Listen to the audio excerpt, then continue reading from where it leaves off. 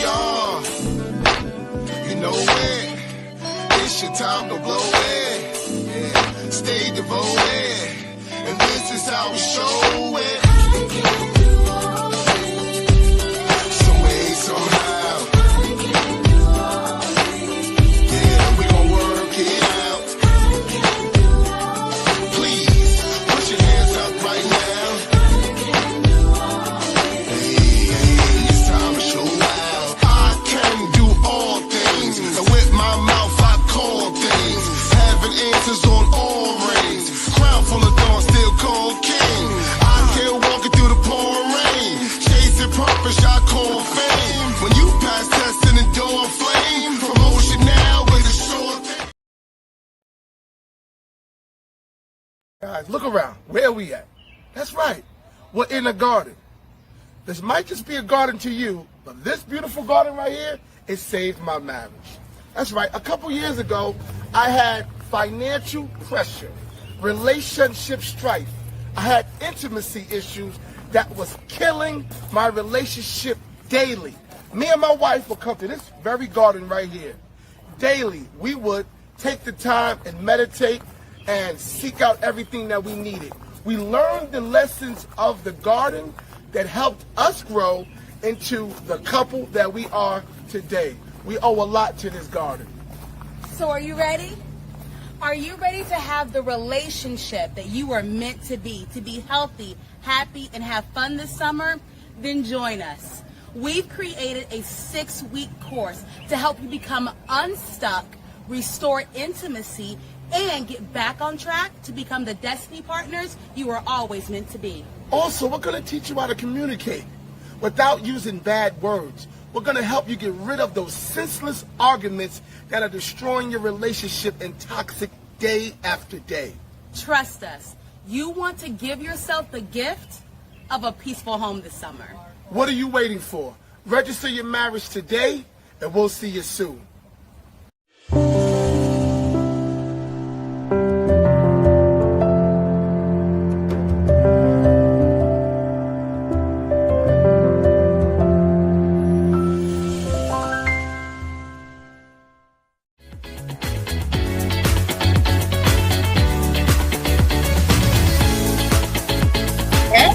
What's up, y'all? What's up, y'all? It's your boy, Coach Daryl J, and my beautiful wife, Dr. PJ. This is All Things Well on All Things Thursday. Another episode of All Things Well. Now, All Things Well is a relationship podcast. It's a podcast where we believe in celebrating the relationship. We ask questions, but we want to find the questions that are going to help you reminisce and go back to the good times and have the good memories and a way to celebrate marriages and relationships. We want to uncover the origin story. Yeah. We want to know how you got together. Uh-huh. We want to know the interworking parts that made your relationship stick. And so each week we have a new couple on telling their story, and today is unlike any other. We have an amazing couple. Anointed couple.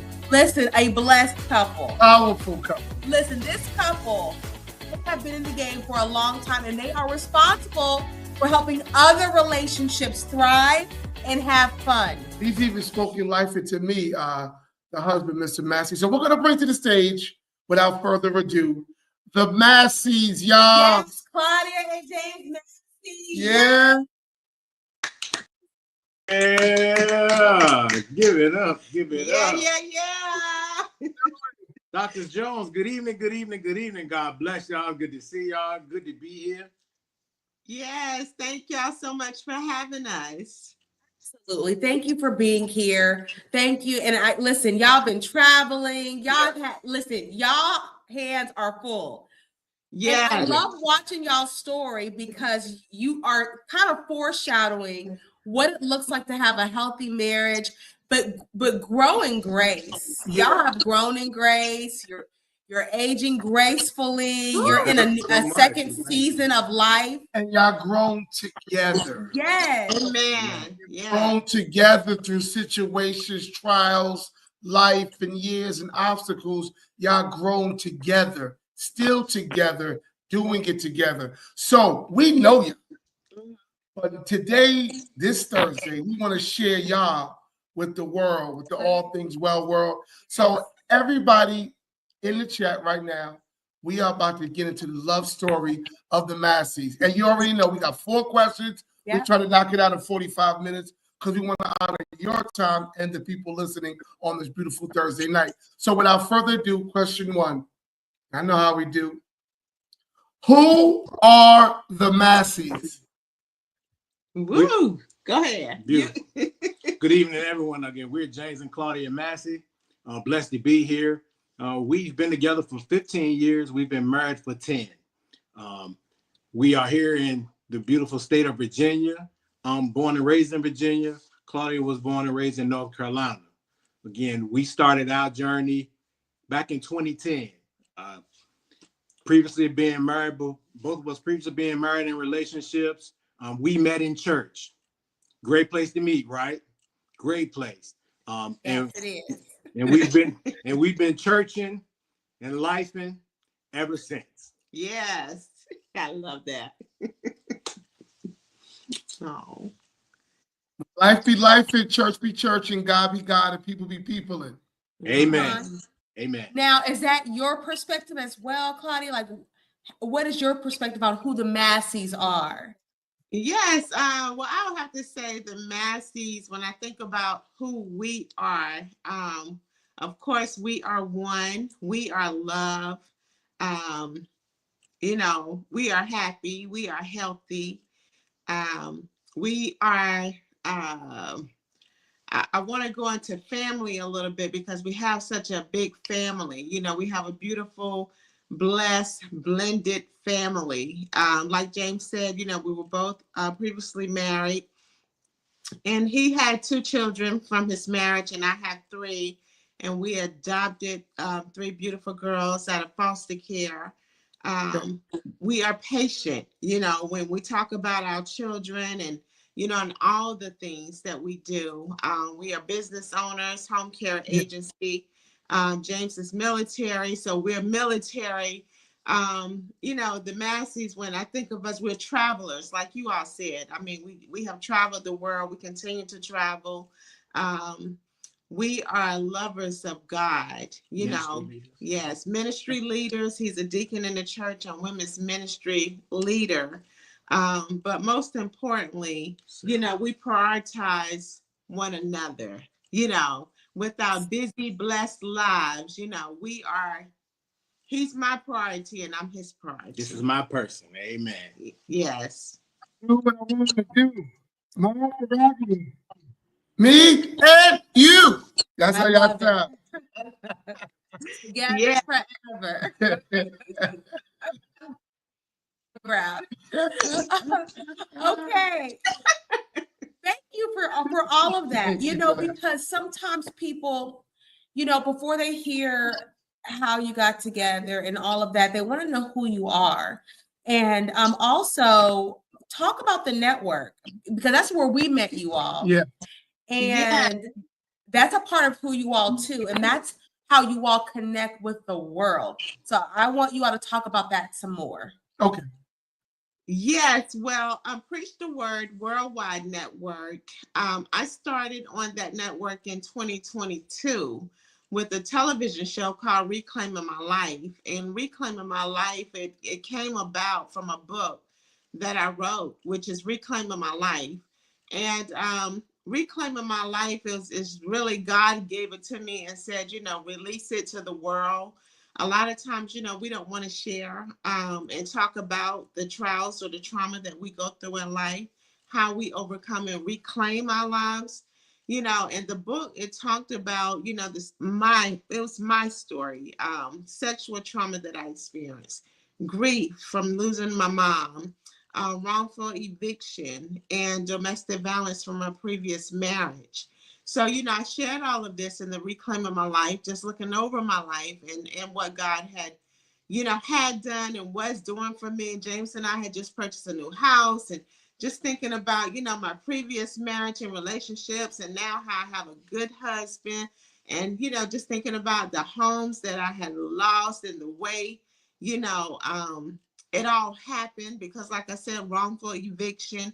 And then it's like God gave us a house. I think it was 3 homes that I had lost. And then God said, I'm going to give you those 3 homes in one. And it was just that one day of revelation, like, okay, God, I see. you know, I'm reclaiming my life. And that's how it came about. And from that, God said, you know, it doesn't stop with the book. And he gave me a radio show, Reclaiming My Life. And then here I am on this television network with Reclaiming My Life. And because of that show, and they saw who I was, and my husband always being there supporting the show, they said, look, we love y'all marriage ministry, and we love how y'all always so affectionate with one another. And y'all should be the host of our new show, The Holy Wear Show. And so, yes, that's how we met you all.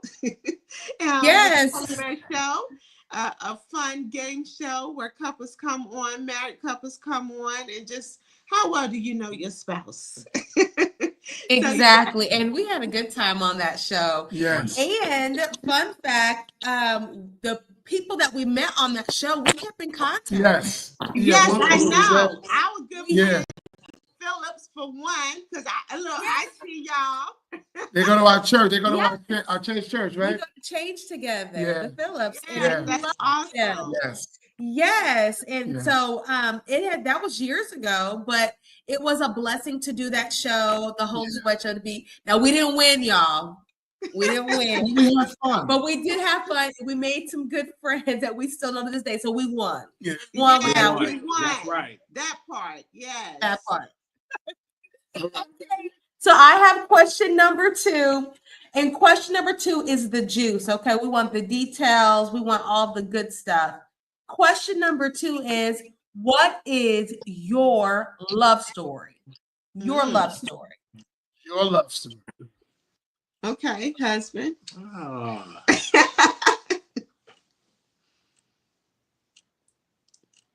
We got to think about it, y'all. Yeah. That's when it's good. Hold on. Good. Get it right, baby. You want me to go first? Please. Okay. Well, to me, our love story is I remember the day that we saw one another. And when we saw one another, we were actually at a car dealership. Neither one of us was buying a car. We were both, I think, having repairs done to our vehicles, or service. And when I saw him, I was like, you know, he looks good. Okay. You know, and you know, he was checking me out and I was checking him out, and I was just like, you know, but hey, I said, you know, hey, if it's meant to be, I'll run into him again, you know, because my husband is a little shy, right? So I'm just like, okay. But guess what, y'all? Saw this man probably like 30 minutes or so later at church. Yeah. In church.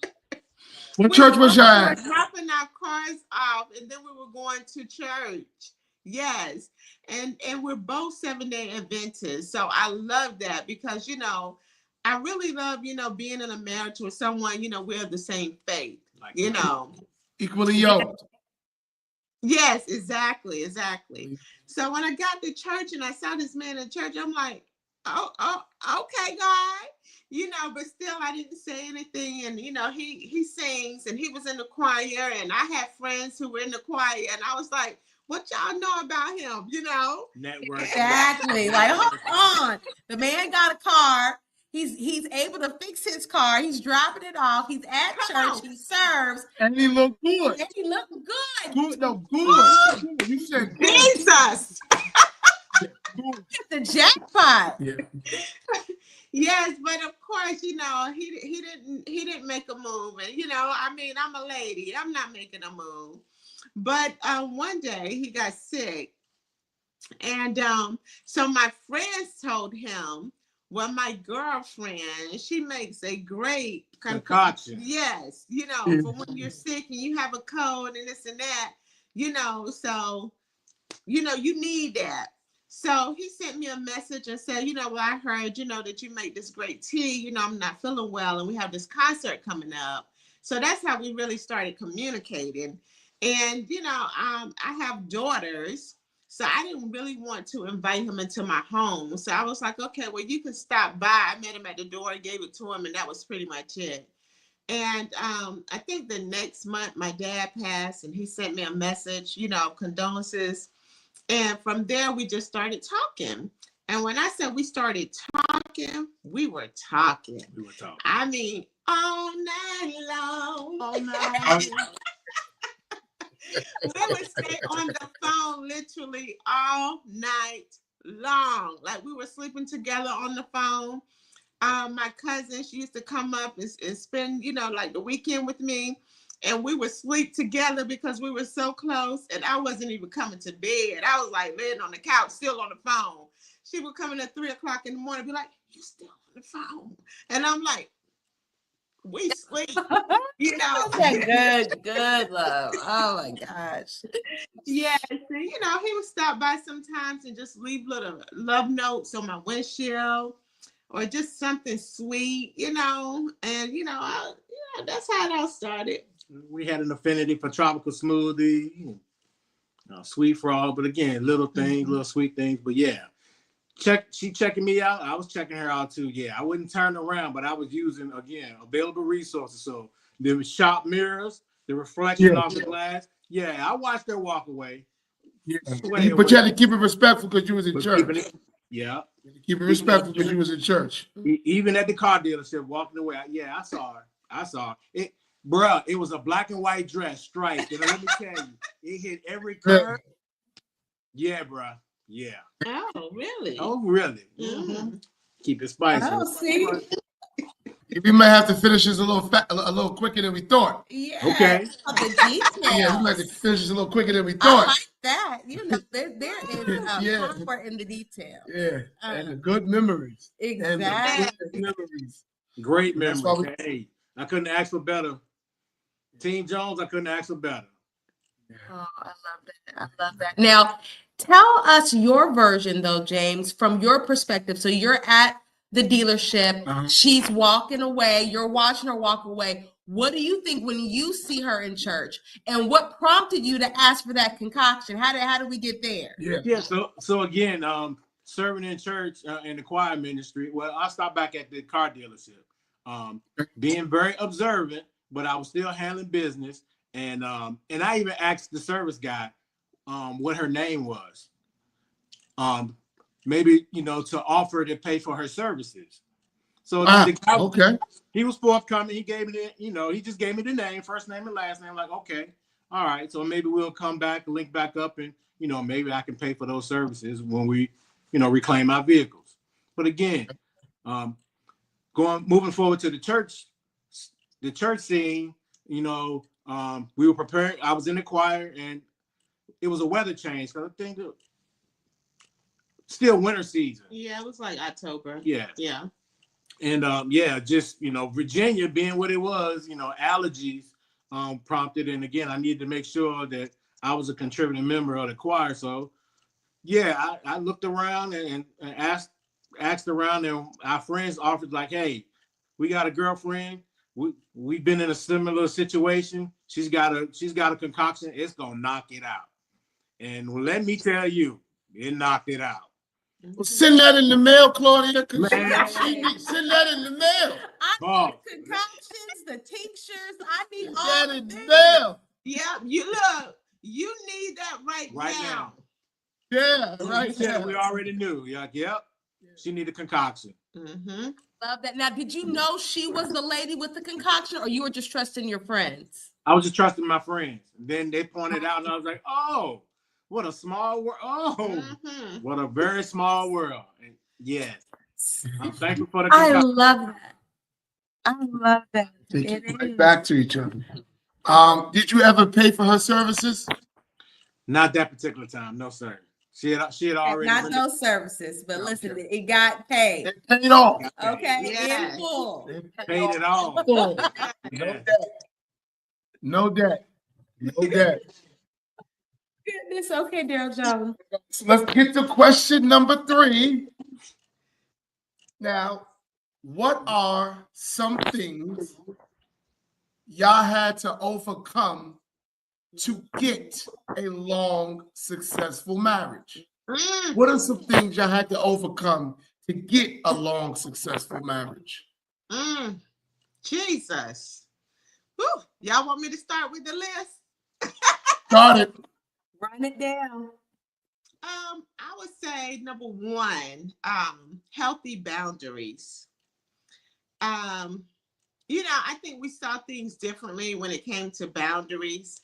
Like I'm just so when it comes to marriage, like I tell ladies one thing, you can talk to my husband. You don't have to touch my husband to talk to him. Because some women, and you know what I'm saying? I have some friends, I don't care. James, I know. But then some women, they think they just have to touch. No, that's disrespectful. You know what I'm saying? So, where I may feel is disrespectful, he may not have felt that it was disrespectful. And just sometimes conversations, like we've had conversations early on in our marriage and throughout our marriage, like I should know if you're talking with a female on the phone, I should know this female. You should be comfortable with having a conversation with her in front of me, because I had one good male friend when we met. I still have this one good male friend because we've been friends since we were teenagers. So, I can call him, anytime, any place with my husband and talk with him, because the conversation is not going to change. So I would just say healthy boundaries because, with James, it was different. I don't know if it was his upbringing. I don't know if it was military life, but whatever it was, I wasn't having it. Y'all hear what I'm saying? You know. Can't you sing too, James? I'm sorry. I said, James, you can sing too, right? Yes. A lot. I dig it. I dig it. Elder Barge looking brother, tall. I get it. Makes sense. I get it. Yeah, so healthy boundaries. Other things we had to overcome. Like we said, we're a blended family. So when it came to relationships with our blended family and trying to bring everyone together, and accept. I'm gonna say accept me. That was one of the things we had to overcome, and had challenges with, in our marriage. And what else, babe? Acceptance, transparency, open, clear communication. Mm-hmm. Yep, those were the keys. Especially for me, military wise, again, seeing things, going through some things. Yeah, we had to overcome some behavioral mannerisms for myself.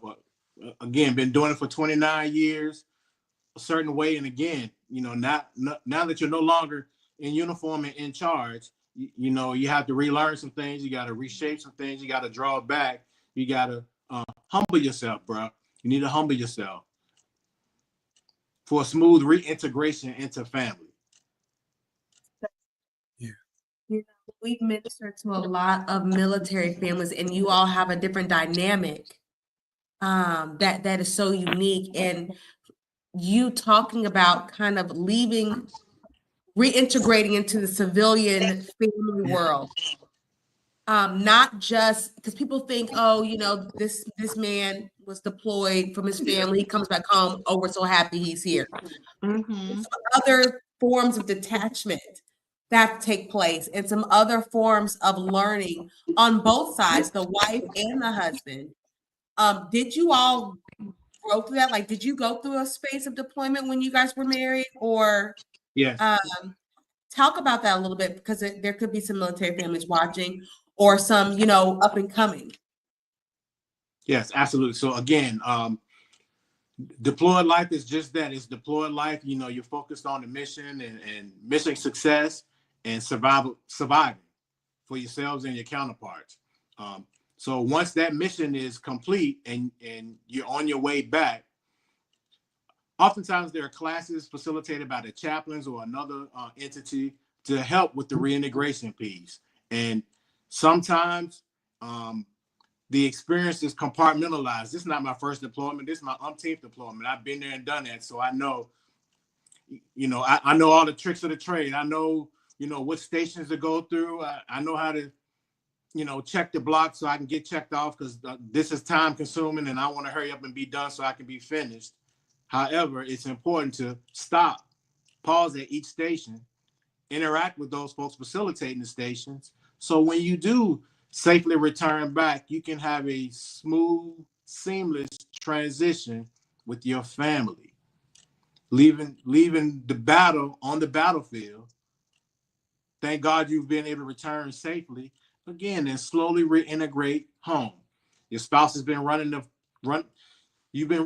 spouse has been running the fort, running the home while you've been away, empowered. So again, allow them to continue to do that.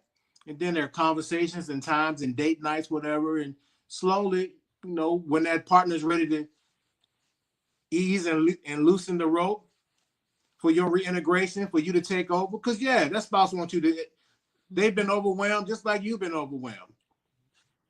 They're ready for you to take over so they can put their feet up. Do it with grace. So Claudia, real quick, because there could be military families listening. And if you are a military family, just put MF in the chat, military family. Claudia, what anchored you while you were waiting for him deployed, knowing he had certain type of behaviors? What anchored you in your faith? What anchored you? What grounded you while you were waiting for him while he was deployed? Definitely my faith. I stayed focused. I stayed in the word. I stayed prayed up. I asked God to cover him, cover me, give me patience, give me strength, God. And I really love to say, when you worry, don't pray. When you pray, don't worry.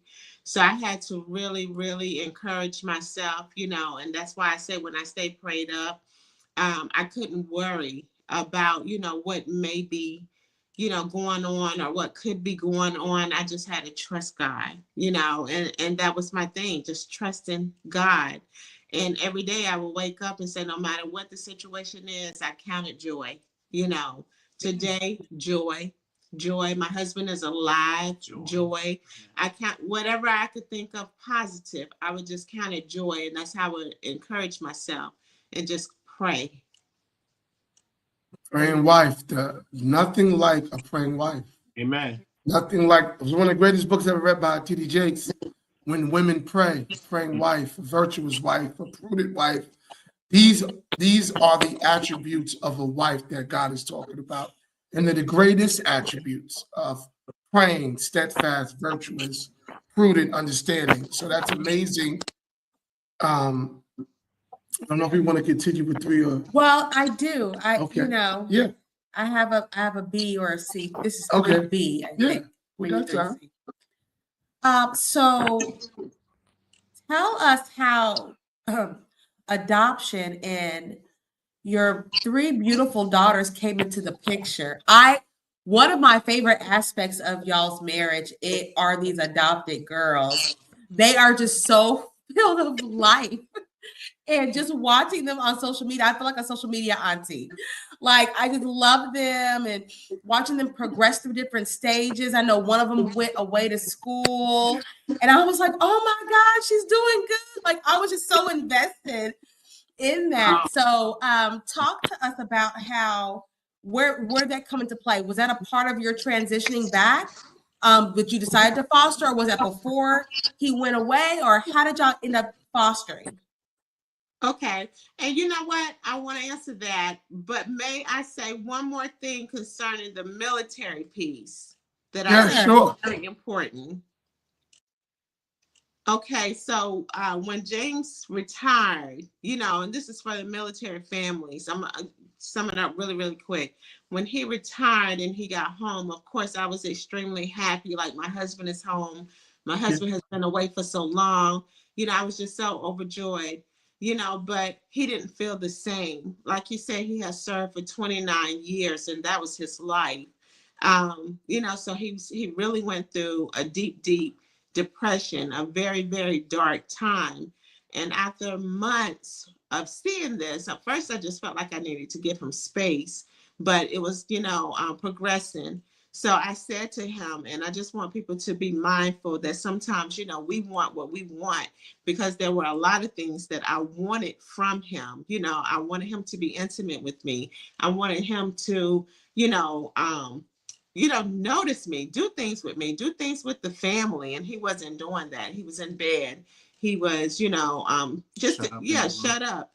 And so and I had to realize, and again, this is what I mean about praying. We have to pray. We have to take time and just think and process things, because I could have gone to him with, you home and now you don't want to do that. I could have been that nagger and not really why. We have to ask ourselves sometimes, what is the why?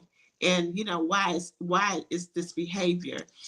So it really took me time. And so I got to a place where I could go to him and say, babe, and it's the approach and love and the love, and I said, babe, you know what? I feel like we, not you, we need help, because I feel like, something's going on. And it's like he was just waiting. He wasn't communicating with me like I'm not in a good place, but he was waiting for me to say, babe, you're not in a good place. And he accepted that, and he cried and poured his heart out. And it's okay not to be okay, but it's not okay to stay there. Right. And so we did go and we got help. And I just want to say to the military families, again, it's okay to not be okay, but don't stay there. It's okay to get help. Yes, it's okay to get help, because, the transition can be very difficult. Thank you for saying that piece. Real quickly, I just want to say, you recognize that there was something wrong. A lot of times we've coached and counseled marriages. Wives don't always recognize that their husband's depressed. Mm-hmm. And sometimes they are afraid to admit that their husband is depressed, because a lot of times women sometimes feel like if he's depressed, they're doing something wrong. So the fact that you had the confidence to approach in love and you recognize that he was depressed, that's an amazing thing. It's a virtue. That's virtue. Y'all don't make me cry. It's okay. No, it's an amazing thing, though, that to be able to recognize there's something wrong. And you also said a key word. You said we. And I think that in the society that we're in right now, so many women and men are pointing the finger. They're pointing the button. There's something wrong with you. Yeah. What's wrong with you?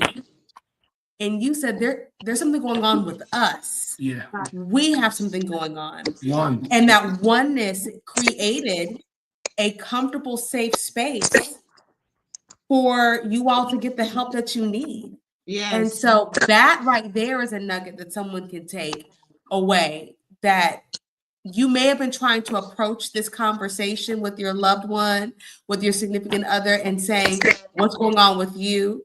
But if you change the language and say, hey, there's something going on with us, that can be the one word. They say one word can change your life. That could be the one word that can shift the dynamic in your relationship. That can shift so many marriages. Not you, not me, but us.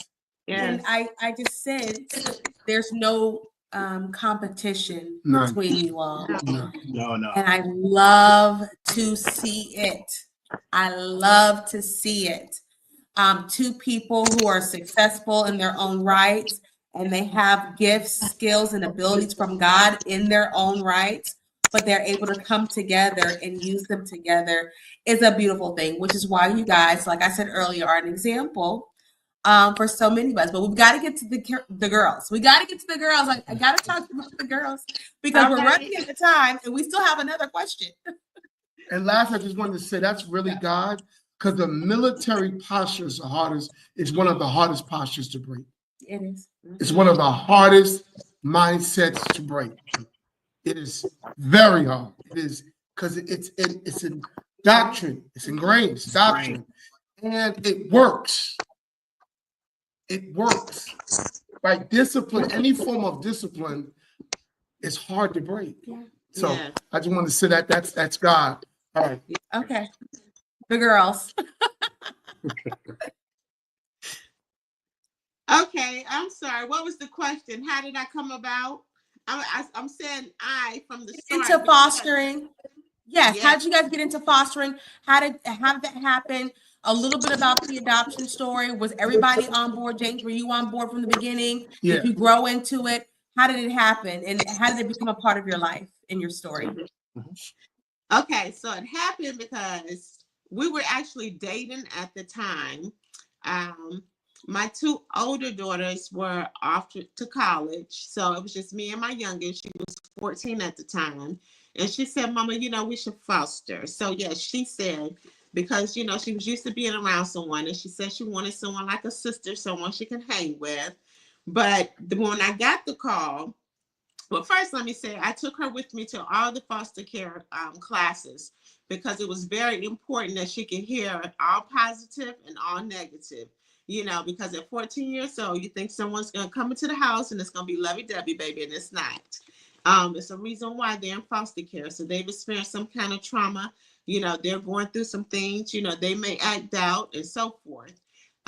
So when I got the call, it was for a 14-year-old, same age, but they said that she had a mild intellectual disability. So all three girls do have autism. So I talked to my daughter and I said, "What do you think?" And she said, "Let's do it." So this child, she came into our home. This child, my daughter, she came into our home for a year. And actually, James wasn't in Richmond. At the time, you were deployed or either stationed somewhere else. So he wasn't, around. And so when I had her for a year, she was 14 years old, but she didn't know basic hygienes like brushing her teeth, wiping herself when she used the bathroom, and so forth. So, we were teaching these things. And she had two biological sisters in a different foster home. And after a year, they said, "Oh, they have no family who is capable of taking care of these children." God wouldn't let me sleep at night. I said, "Lord, I've had this child for a year. I've taught her so much. I love her so much. I can't see her going to another home and having to start over again." And then I said, "Well, I can't keep her and don't get her sisters. I need to keep them together." So I was like, if I adopt these three kids and he may walk. And then I said, you know what? If he walks, they need me more than he does. So we talked on the phone and I said, "Babe, told him my thoughts and, what I wanted to do." And he said, "I really already knew that that's what you were going to do. So I'm on board with it." And so I adopted all three girls and they had my last name because we weren't married. And when we got married, then he adopted all three girls. And then now we all have his last name. And it has been a beautiful, blessed story of what, just showing what God can do. Because when I tell you, if you had known them when they were 5 and 7 and 14 and see who they are today, you would say, "Now God did that." Yes, he did. Amen. Yes, he did. Yes. Okay, now James, we need to hear from the dad's perspective.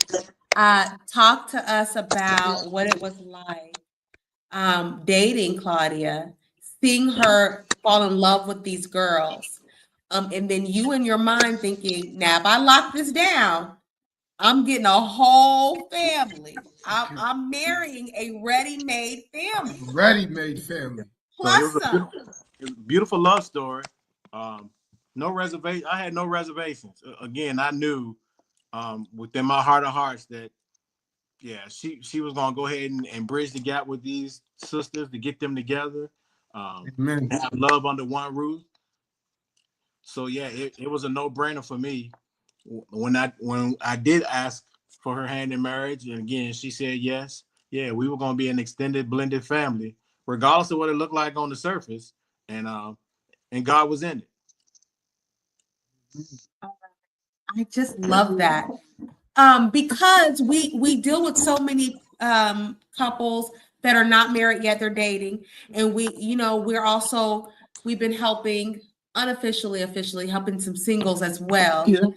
And when you find your person it's your person. Yeah. They accept everything that comes with you. Yeah. And so I'm always telling people, well, I don't know if he's the one because he doesn't listen.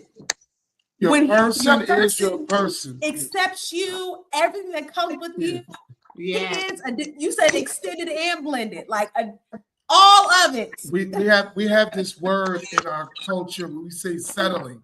Listen, whenever you get a house, you have to settle into the house for it to become a home, right? You can't keep pointing things why you won't get into the house, right?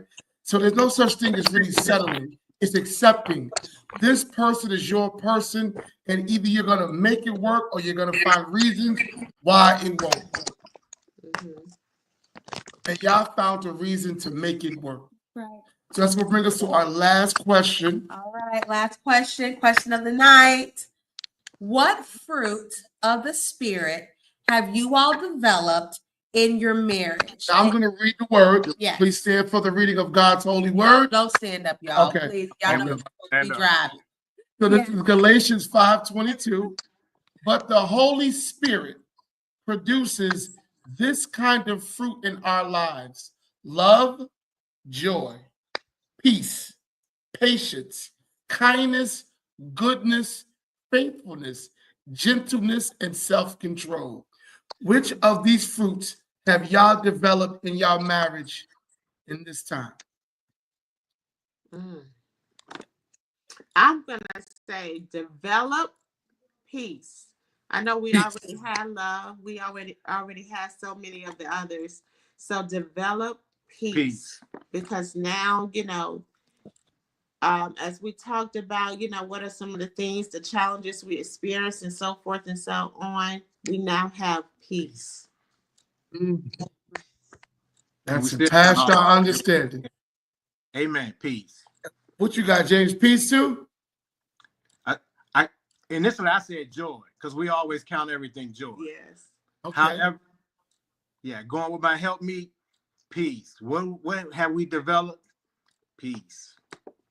I hear that, family. Peace to everybody. Listen, peace in a blended family. Peace in more than 3 kids. Peace, y'all. So there is peace in marriage. Peace in a blended family.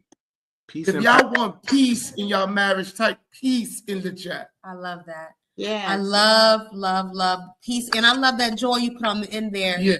Because a lot of couples, they're struggling through the years. But what I hear you saying is that no, we had some joy. Now we're going to enjoy this thing called life. With our family, with our kids, with our ups and downs. We're not going to continue to struggle through a marriage. This is not a ball and a chain. This is something that God gave us, and we're going to enjoy each other. And that's important. Yes, I like to say, sometimes you hear couples say, well, we've been married 50 years, and my question is, have you been happy? For those 50 years. We're not counting the years. What's most important is, are you happy? You don't want to live life unhappy. Like, I don't want to do life with my husband and we're miserable. We're fussing every day and we're angry and we don't have peace. I want to wake up in the morning and kiss my baby and say, I love you, and tell him I love you throughout the day. And if I'm not feeling, what I need from you, it's important to communicate that so that we can be happy and healthy in our marriage. This was powerful. I told y'all, listen, the Masseys are the ones to watch. Yeah. They have blessed so many people. They have blessed us personally. And we just want to say thank you. Thank you for being here. This is exciting. And we finished in 45 45 minutes. That time frame. It was perfect, y'all. It was.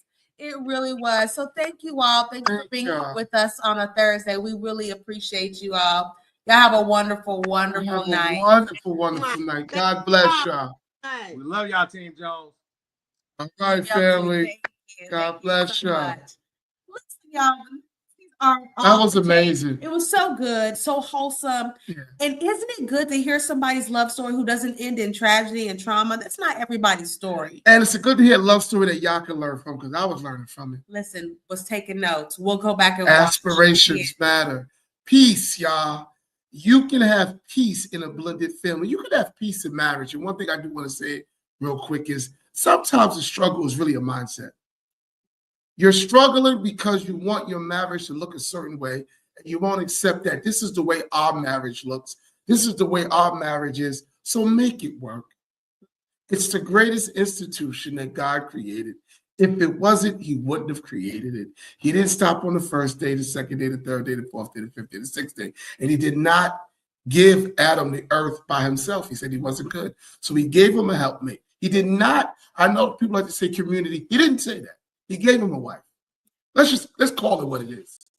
He said it's not good for man to be alone. He did not give him a bunch of friends. Or a dog. Or dogs. He gave him a wife, and then they multiply. That's the truth.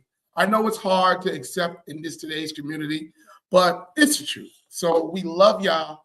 Thank y'all for joining us every Thursday. And as always, if you want us to display, express, showcase your love story, just type your name in the chat and we will DM you and we'll get the information. Robin. Or for all my introverts, inbox us privately. It's perfectly fine for you to inbox us and be private about your request. But listen, what we don't want you to do is don't do marriage and relationships alone. Daryl and I are here for you, and we want to support you on your journey and your goals to having all things well. This This is who we are.